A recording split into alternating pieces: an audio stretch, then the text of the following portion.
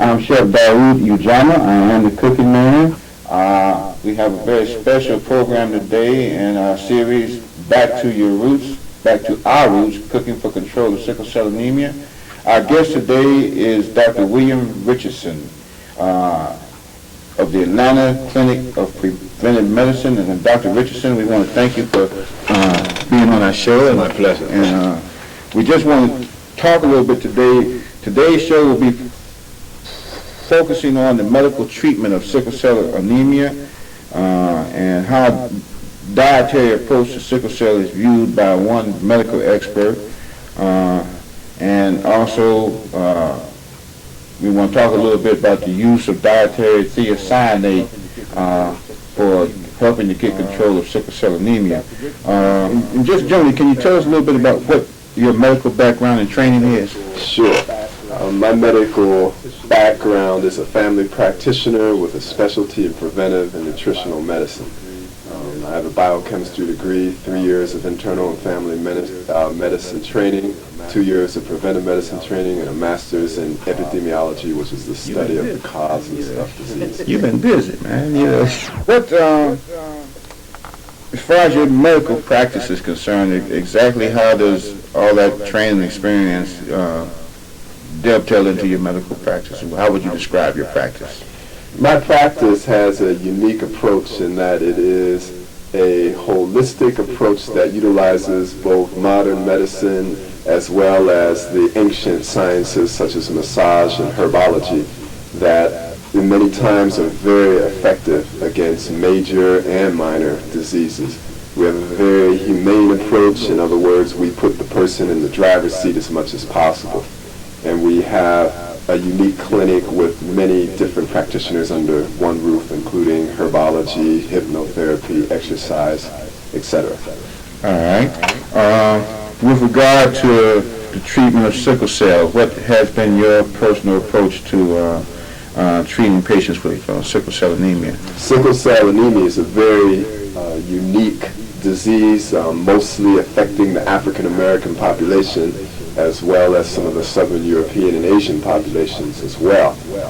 The disease is actually a manifestation of a genetic abnormality in the genes that create the hemoglobin molecule. And there are several, actually 500 different types of abnormal hemoglobins in the world, most notably hemoglobin S, which is noted for its sickling phenomenon in certain in certain environments in the body, such as extreme cold or dehydration or infection. The cells form a sickle shape and cannot go through the small blood vessels, therefore causing pain as well as small pockets of depth of tissue or infarctions in various parts of the body. It is manifested by painful crises. Sometimes very, very much pain is produced, needing very strong pain medications and oral and intravenous hydration. There's been minimum amounts of research in this disease, probably because of the population it affects here in America mostly. Our approach is to survey and stabilize the patient medically, that is following the blood counts because it does cause anemia, as well as keeping the patient hydrated, schooling them on lifestyle habits that can help decrease infection, teach them herbology so that they can utilize the nutritional factors to keep them healthy. We've been very much blessed many times with good therapeutic response. Mm-hmm. What kinds of problems do your patients encounter with the sickle cell? How do the crises manifest themselves? What kind of medical or just other problems that you encounter, in dealing with these patients? Well, when one is a sickle cell patient, one has to be extremely disciplined because everybody goes off the straight and narrow path and makes mistakes by not dressing properly or not drinking enough. And then most people just suffer very little for that. But if one has sickle cell, they can go into a painful crisis for that type of imbalance. and that is manifested by severe pains in the joints, such as the elbows, the wrists, the hips, the knees. It can cause long-term problems also, such as arthritis, chronic renal disease, cerebral infarcts like strokes. It can cause lung infarcts, chronic lung disease. So there's a various number of manifestations that can happen to a sickle cell patient. Mm-hmm. How has the medical community in general been dealing with sickle cell and treating those people with it? Well, the medical community deals with most diseases symptomatically. In other words, we wait for the symptoms and then we treat those symptoms by trying to suppress them. If pain comes up, we give analgesics or anti-pain medications. If sneezing comes up, we give something that suppresses that symptom. When a lot of times you want to let some symptoms come through, like runny nose. You don't want to suppress it necessarily because you'll keep in toxins. Well, so it is with the sickle cell patients. The medical community has really had two main treatments, and that is IV or intravenous rehydration, as well as transfusions for the severe anemia that they can get, and potent analgesics. What they've also found is that a folic acid deficiency is encountered by the patients, so they each take folic acid.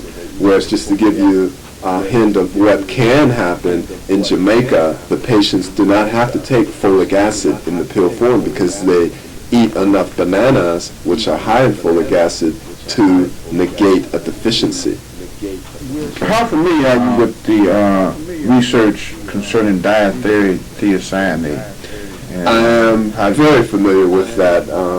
A Morehouse resident once showed me an article from the National Medical Association Journal, that's a African American medical journal, of a Dr. Oji Agbayi. He's a clinical biochemist, a PhD, originally from Nigeria, who's been doing research with thiocyanate foods. And in fact, he's found that the highest amount of thiocyanate is found in the African yam, which is a very large tuber, brown on the outside and white on the inside, that is eaten by the indigenous people of Western Africa. And in fact, what his research has shown is that that chemical, the thiocyanate within the yam, actually has an anti-sickling effect. And when you compare some of the other diseases, which we'll talk about later, compare the hypertension, the cancer rate in the African society versus the African American and even European American society, we'll see that it takes great importance for us to look into our roots. Okay. We talked one time about the University of Florida study. What was your reaction to that particular study? Maybe you can tell us a little bit about Sure. that study. There was a study by Dr. Jackson and Oseguero and Madrano produced in the Biochemical Medicine and Metabolic Therapy Journal back in 1988 from the University of Florida, which showed in various studies that thiocyanate actually helped retard the sickling process, and they felt that that was a very important finding, which really was just a reiteration of Dr. Agbayi's finding that the high intake of thiocyanate-containing foods in the people living in the Caribbean and the African societies is preventive and perhaps therapeutic in the disease of sickle cell. All right.